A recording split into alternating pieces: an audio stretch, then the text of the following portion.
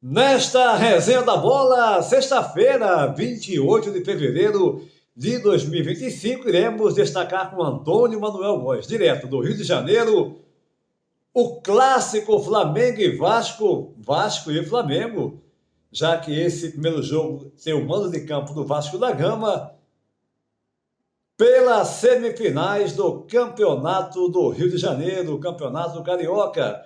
Enquanto isso, Robinson Lessa em Penedo, Alagoas, e o Botafogo do John Testo.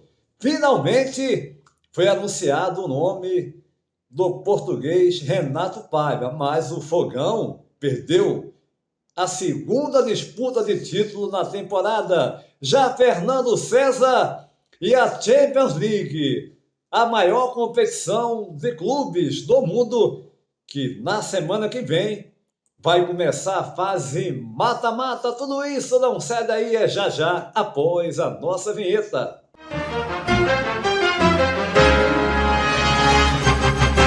E a gente inicia mais uma resenha da bola e sem perder tempo eu vou dar um pulo no Rio de Janeiro. Antônio Manuel Góes, Flamengo e Vasco, Vasco e Flamengo iniciam aí uma das semifinais do Campeonato Estadual.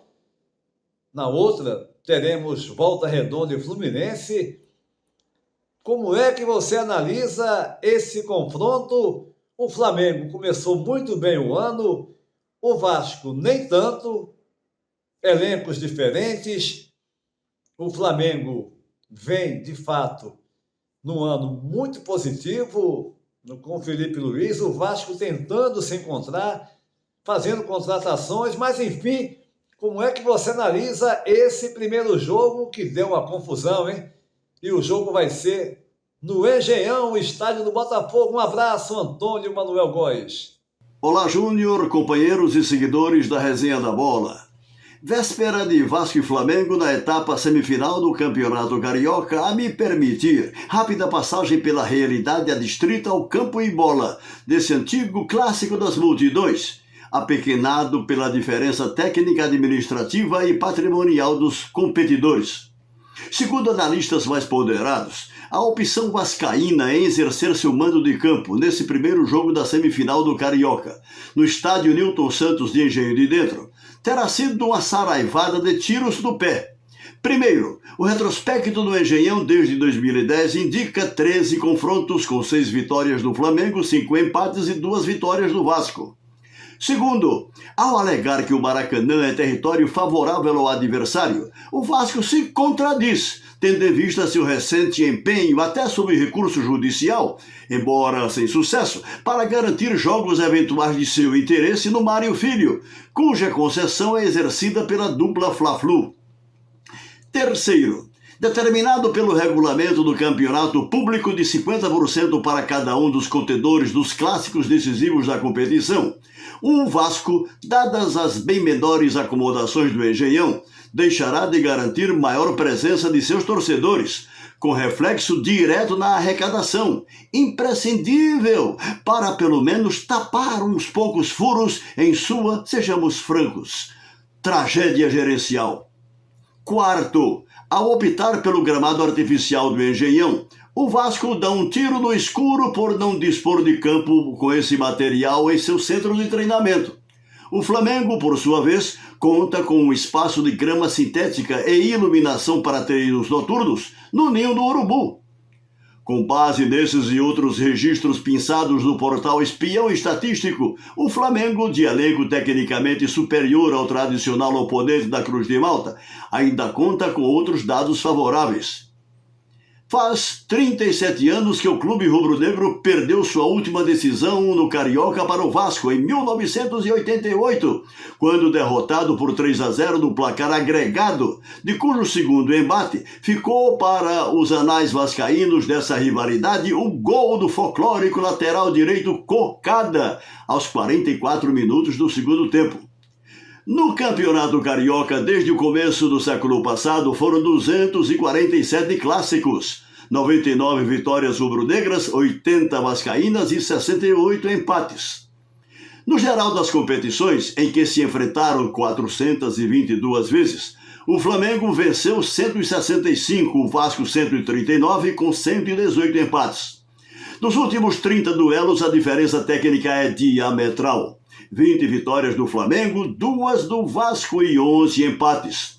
Na atual sequência de 5 jogos, 4 vitórias do Flamengo e 2 empates. Nesta véspera de clássico, esses números servem apenas para rememorar a tradição entre os rivais, já que o jogo propriamente dito só é definido nas 4 linhas e rigorosamente ninguém ganha de véspera. Lamentável, entretanto, que em função de longevas e irresponsáveis gestões cruzmaltinas, desde os tempos do atrabiliário Eurico Miranda, e faz quase meio século, essa celebrada rivalidade do futebol brasileiro tenha perdido sua histórica relevância. Sim, quase esqueci! A exemplo da vantagem do Volta Redonda contra o Fluminense com o primeiro jogo no domingo de Carnaval, o Flamengo vai a campo contra o mandante Vasco da Gama.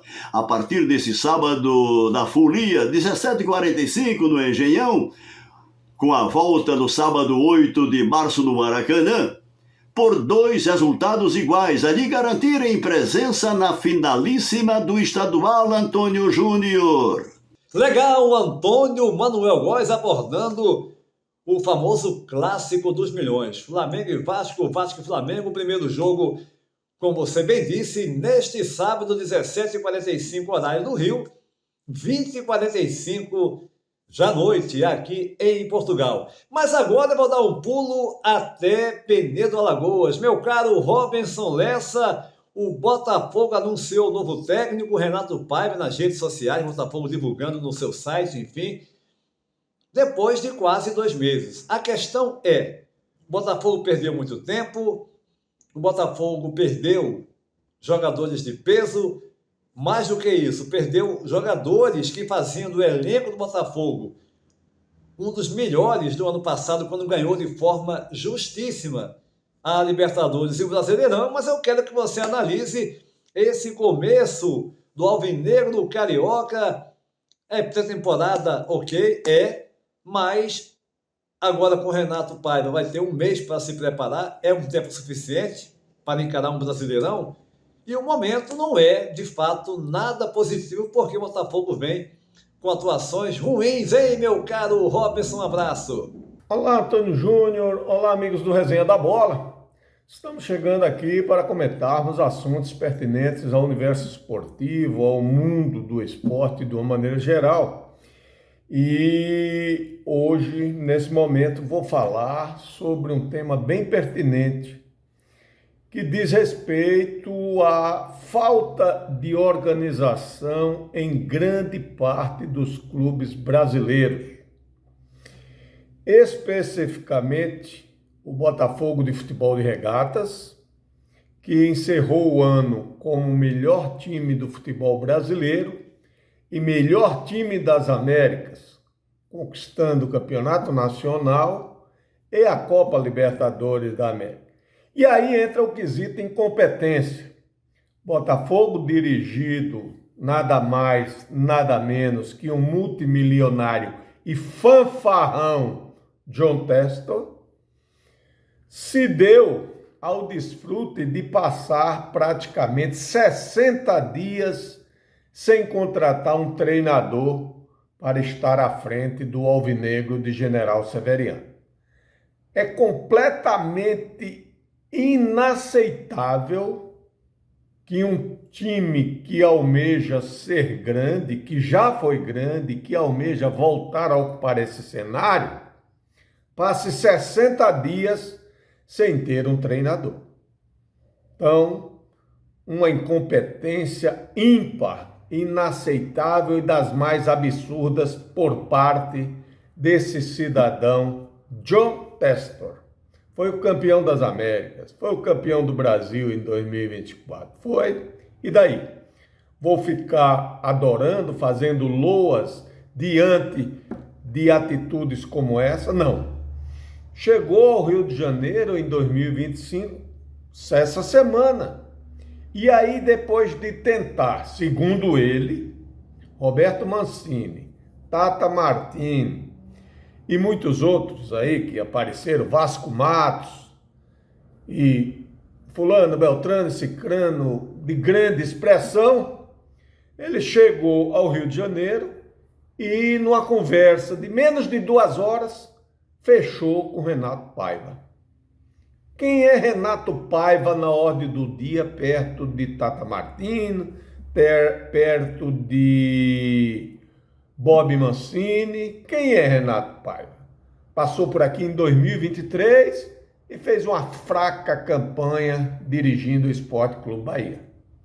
Então, time que é o campeão até novembro desse ano, continuará sendo o campeão brasileiro e o campeão da Libertadores. Então, acredito que era merecedor de uma maior atenção por parte do gestor e também merecedor de um treinador mais qualificado. Estou prejulgando? Não. Estou fazendo análise em cima do currículo do cidadão em pauta. Treinou o Benfica B. E daí? Isso quer dizer o que na ordem do dia? Fez um trabalho mediano no Independiente del Valle, fez um trabalho mediante no Toluca do México. Então, para um representante do time de General Severiano, do time da Estrela Solitária, eu acho que isso é muito pouco.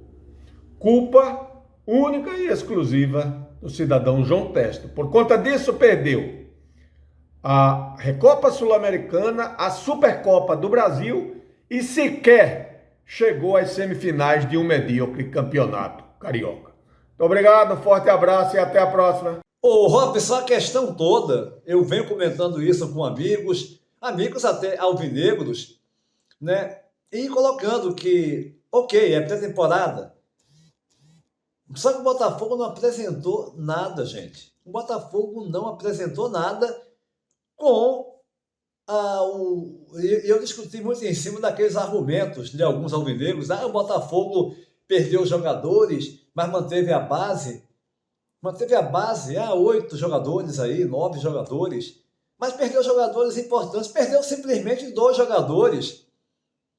Dos melhores do time, Luiz Henrique, então, o principal, não só do Botafogo, como o melhor jogador, ou um dos 3 melhores no ano passado, 2024. Perdeu o Júnior Santos, um jogador de grande qualidade, que até a contusão foi fundamental no Botafogo. E quando voltou, ajudou também. Fez gol na final da Libertadores, enfim. É pouco isso? Eu bato na tecla, é pouco isso? O Botafogo vai se ajustar. Vai se ajustar? Eu acho que o Botafogo vai melhorar, não tenho dúvida. Mas é suficiente? Esse tempo que perdeu e os jogos muito ruins que o Botafogo fez até agora, no mínimo, para se pensar e deixar de dizer que a imprensa está de coisinha, está de implicância com o Botafogo, né, gente? Mas agora eu vou até Curitiba, no Paraná, meu caro Fernando César, Champions League de volta à cena, hein? Jogos agora da fase mata-mata, meu caro! Olá, Júnior, olá, amigos da resenha. Bem, o tema que a gente gostaria de usar no dia de hoje, nesse nosso contato, aqui que ocorre semanalmente na resenha, é justamente essa que é a competição que desperta a maior atenção daqueles aficionados pelo futebol e que gostam de acompanhar grandes competições.